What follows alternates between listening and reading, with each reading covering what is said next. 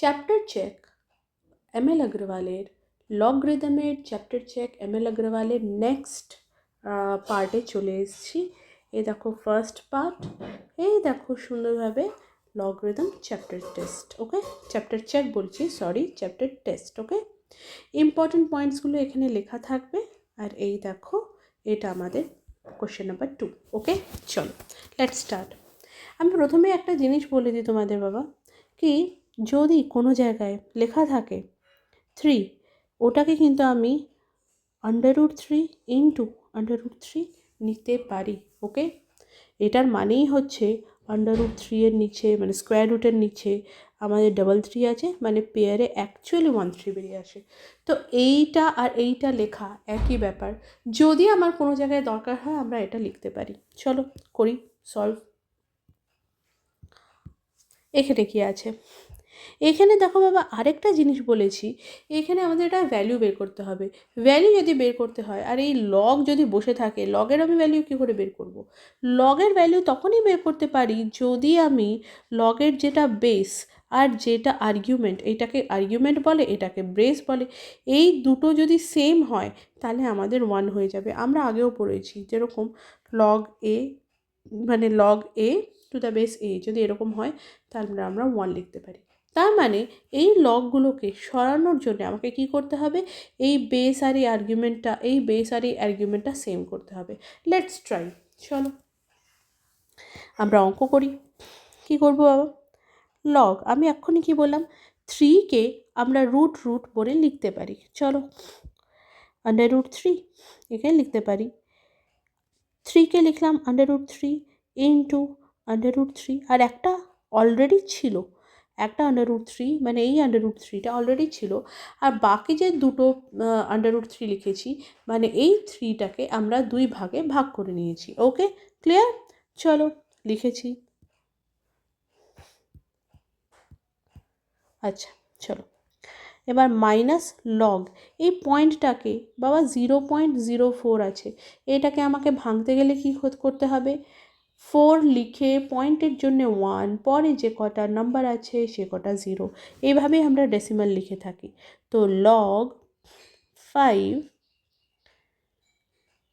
4/100। ওকে, next আমরা এখানে কি লিখতে পারি, এখানে √3 এর কটা পাওয়ার আছে মানে কটা আছে, 1 2 3, একই যখন বারবার আছে আমি সেটাকে যেমন 2 ইন্টু 2 ইন্টু 2 যদি লেখা থাকে আমি কি 2 লিখতে পারি না? লিখতেই পারি।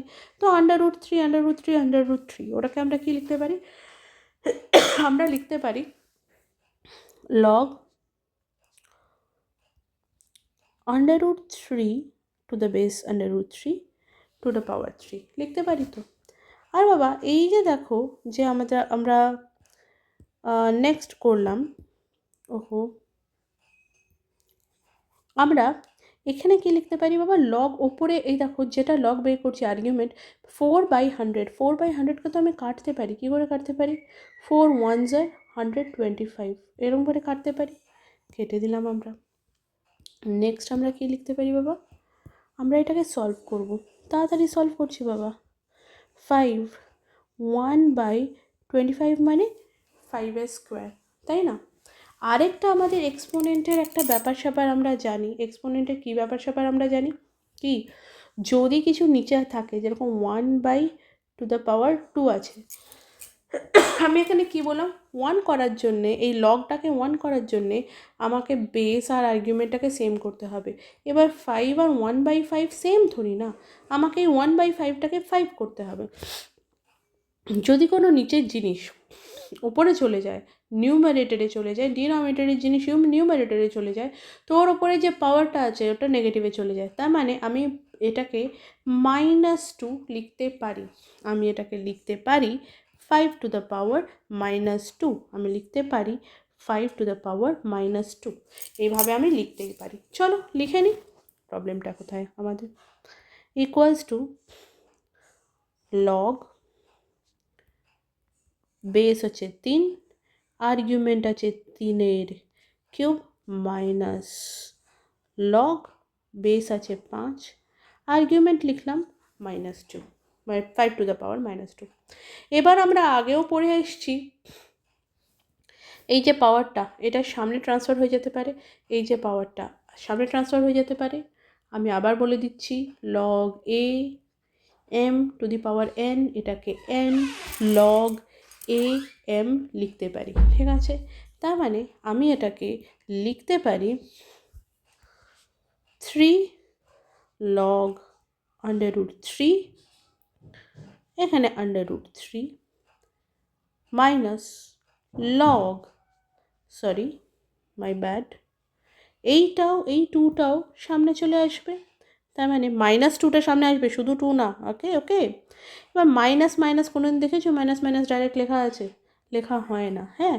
এই জন্য এখানে আমরা কী লিখবো, -2টার সামনে ব্র্যাকেট লাগাবো। ওকে, এবার লিখবো লগ, বেস আছে 5, যেটা লগ বের করছি সেটাও হচ্ছে 5, বেস আছে 5, যেটা লগ বের করছি সেটা হচ্ছে 5।